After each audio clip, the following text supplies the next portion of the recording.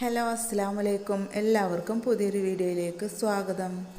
ഇന്ന് നല്ലൊരു നാടൻ പലഹാരത്തിൻ്റെ റെസിപ്പി ആയിട്ടാണ് വന്നിട്ടുള്ളത്. നമ്മളിവിടെ ചക്കയുടെയാണ് കേട്ടോ തയ്യാറാക്കുന്നത്. ചക്ക കൊണ്ട് അട തയ്യാറാക്കുന്നത് പലരും പല രീതിയിലാണ് കേട്ടോ. അപ്പോൾ ഞാനിവിടെ വളരെ വ്യത്യസ്തമായിട്ടും അതുപോലെ തന്നെ സിമ്പിളായിട്ടുമാണ് തയ്യാറാക്കി എടുക്കുന്നത്. ഇതിൻ്റെ ഉള്ളിൽ ഫില്ലിങ്സ് ഒന്നും വെക്കുന്നില്ല കേട്ടോ, അല്ലാതെയാണ് ഇത് തയ്യാറാക്കുന്നത്. അപ്പോൾ എങ്ങനെ ഇത് ഉണ്ടാക്കിയെടുക്കാൻ നോക്കാം.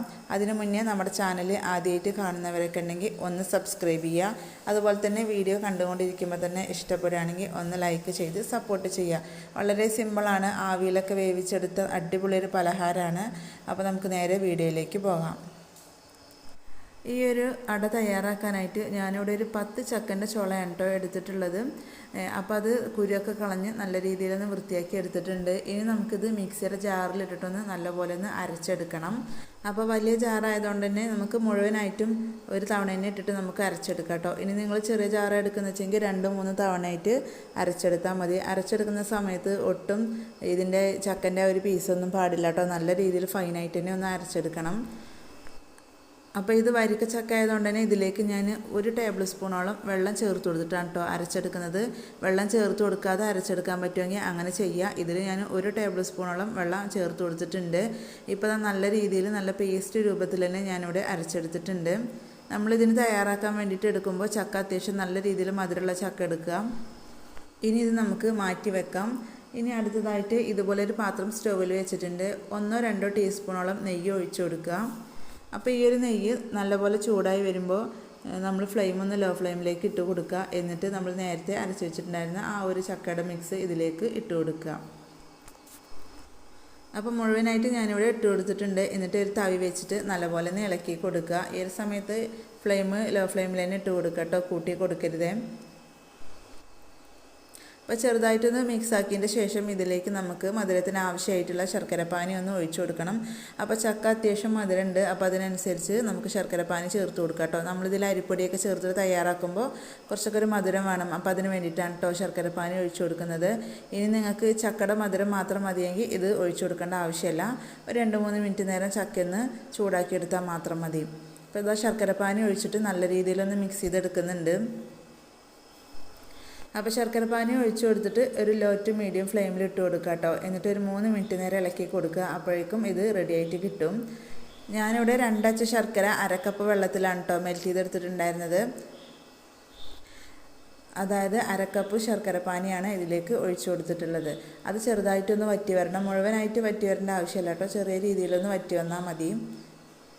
ഇതുപോലെ നോൺ സ്റ്റിക്കിൻ്റെ പാത്രങ്ങളൊക്കെ എടുക്കുകയാണെങ്കിൽ നമുക്ക് കൈവിടാതെ ഇളക്കി കൊടുക്കേണ്ട ആവശ്യമൊന്നുമില്ല കേട്ടോ. അല്ലാത്ത നമ്മൾ ഉരുളിലേക്ക് എടുക്കുകയാണെങ്കിൽ കൈവിടാതെ തന്നെ ഇളക്കി കൊടുക്കണം. ഏകദേശം ഒരു 2-3 മിനിറ്റ് ആയപ്പോഴേക്കും ഇതുപോലെ ആയി കിട്ടിയിട്ടുണ്ട് കേട്ടോ. ഈ ഒരു തവിയിൽ നിന്ന് മുറിഞ്ഞ് വീഴുന്ന രീതിയിൽ വേണം കേട്ടോ നമുക്കിത് കിട്ടാൻ. ഒരു പകുതിയോളം ഇതിൻ്റെ ആ ഒരു ശർക്കരപ്പാനിയൊക്കെ വറ്റി വന്നിട്ടുണ്ട്. ഇനി ഇതിലേക്ക് ഞാൻ ചേർത്ത് കൊടുക്കുന്നത് ഏലക്കപ്പൊടിയാണ്. നല്ലൊരു ഫ്ലേവർ കിട്ടാൻ വേണ്ടിയിട്ടാണ് കേട്ടോ ഇതുപോലെ ഏലക്കപ്പൊടിയൊക്കെ ചേർത്ത് കൊടുക്കുന്നത്. അപ്പോൾ 1 ടീസ്പൂണോളം ചേർത്ത് കൊടുത്തിട്ടുണ്ട്. പഞ്ചസാര ഏലക്കയും കൂട്ടി പൊടിച്ചതായതുകൊണ്ടാണ് 1 ടീസ്പൂൺ ചേർത്ത് കൊടുത്തിട്ടുള്ളത്. പിന്നെ അതുപോലെ തന്നെ ഒരു 1/4 ടീസ്പൂണിൻ്റെ താഴെയായിട്ട് ഉപ്പും കൂടെ ചേർത്ത് കൊടുക്കുന്നുണ്ട്, മധുരം ഒന്ന് ബാലൻസ് ചെയ്യാൻ വേണ്ടിയിട്ടാണ്. ഇനി ഇതിലേക്ക് നെയ്യൊന്നും ചേർത്ത് കൊടുക്കണ്ട കേട്ടോ. നമ്മൾ ചക്ക കൊണ്ട് ഹൽവയും അതുപോലെ തന്നെ ചക്ക വരട്ടിയൊക്കെ തയ്യാറാക്കുമ്പോൾ വീണ്ടും നെയ്യൊക്കെ ഒഴിച്ചു കൊടുക്കുമല്ലോ. അപ്പോൾ ഇനി നെയ്യൊന്നും ഇതിലേക്ക് ഒഴിച്ചു കൊടുക്കേണ്ട ആവശ്യമില്ല. അപ്പോൾ ഏറ്റവും ലാസ്റ്റായിട്ട് ഇതിലേക്ക് ഞാൻ ചേർത്ത് കൊടുക്കുന്നത് കുറച്ച് അണ്ടിപ്പരിപ്പ് ഒന്ന് ക്രഷ് ചെയ്തെടുത്തതാണ് കേട്ടോ. അപ്പോൾ അത് നിങ്ങളുടെ കയ്യിലുണ്ടെങ്കിൽ മാത്രം ചേർത്ത് കൊടുത്താൽ മതി കേട്ടോ. ഇങ്ങനെ ചേർത്ത് കൊടുക്കുമ്പോൾ നമ്മൾ അടയൊക്കെ കഴിക്കുമ്പോൾ ഇതിൻ്റെ ഇടയിലൊക്കെ ഇങ്ങനെ കടിക്കാൻ നല്ല ടേസ്റ്റാണ് കേട്ടോ. അപ്പോൾ അതിന് വേണ്ടിയിട്ടാണ് കേട്ടോ ഞാൻ ചേർത്ത് കൊടുത്തിട്ടുള്ളത്. അപ്പോൾ ഇത് വേണമെങ്കിൽ മാത്രം ചേർത്ത് കൊടുത്താൽ മതി, അല്ലെങ്കിൽ ഇത് ഒഴിവാക്കാവുന്നതാണ്. അപ്പോൾ അതും കൂടി ചേർത്തിട്ട് ജസ്റ്റ് ഒന്ന് മിക്സ് ചെയ്തെടുക്കാം. അപ്പോൾ ഇനി നമുക്ക് ഫ്ലെയിം ഓഫ് ചെയ്യാം കേട്ടോ. ഇനി ഒരുപാട് സമയം വെച്ചിട്ടുണ്ടെങ്കിൽ ഇത് കട്ടിയായിട്ട് പോകും. അപ്പോൾ നമുക്ക് ഫ്ലെയിം ഓഫ് ചെയ്തിട്ട് ഇതൊന്ന് തണുക്കാനായിട്ട് വെക്കണം. അപ്പോൾ ഞാനിവിടെ ഈ ഒരു ചക്കൻ്റെ ഒരു മിക്സ് തണുക്കാൻ വേണ്ടിയിട്ട് ഇതുപോലെ ഒരു പാത്രത്തിലാണ് കേട്ടോ ഒഴിച്ച് വെച്ചിട്ടുണ്ടായിരുന്നത്. ഇപ്പോൾ നല്ല രീതിയിലൊന്ന് തണുത്ത് വന്നിട്ടുണ്ട്. ഇനി നമുക്ക് ഒന്ന് അരിപ്പൊടിയൊക്കെ ചേർത്തിട്ടൊന്ന് മിക്സ് ചെയ്തെടുക്കണം. അപ്പോൾ അതിന് വേണ്ടി ഇതുപോലെ ഒരു ബൗൾ എടുത്തിട്ടുണ്ട്. അതിലേക്ക് 2 കപ്പ് അരിപ്പൊടിയാണ് കേട്ടോ ഞാനിവിടെ ചേർത്ത് കൊടുക്കുന്നത്. അരിപ്പൊടി എടുക്കുന്നത് വറുത്തതോ വറുക്കാത്തതോ ഏത് അരിപ്പൊടിയാണെങ്കിലും കുഴപ്പമില്ല കേട്ടോ. നമ്മൾ പത്തിരിക്കും ഇടിയപ്പത്തിനൊക്കെ എടുക്കുന്നത് നല്ല നൈസായിട്ടുള്ള അരിപ്പൊടി വേണം എടുക്കാൻ. നമ്മൾ 2 കപ്പ് വെച്ചിട്ടാണ് ഇവിടെ ചെയ്തെടുക്കുന്നത്. അപ്പോൾ അതുകൊണ്ട് തന്നെ ഒരു 1/2 കപ്പോളം തേങ്ങ ചിരവിയത് ചേർത്ത് കൊടുത്തിട്ടുണ്ട്. 1 കപ്പ് വരെ തേങ്ങ ചേർത്ത് കൊടുക്കുക കേട്ടോ. തേങ്ങയൊക്കെ കൂടുതൽ ചേർത്ത് കൊടുക്കുമ്പോൾ നല്ലൊരു ടേസ്റ്റാണ്. അപ്പോൾ തേങ്ങയും കൂടെ ചേർത്ത് കൊടുത്തിട്ട് ജസ്റ്റ് ഒന്ന് മിക്സ് ചെയ്തെടുത്തിട്ടുണ്ട്. അതിനുശേഷം നമ്മൾ നേരത്തെ റെഡിയാക്കി വെച്ചിട്ടുണ്ടായിരുന്ന ആ ഒരു ചക്കൻ്റെ ആ ഒരു മിക്സ് ഉണ്ടല്ലോ, അതിന്ന് പകുതിയോളം ഞാനിവിടെ ചേർത്ത് കൊടുക്കുന്നുണ്ട്.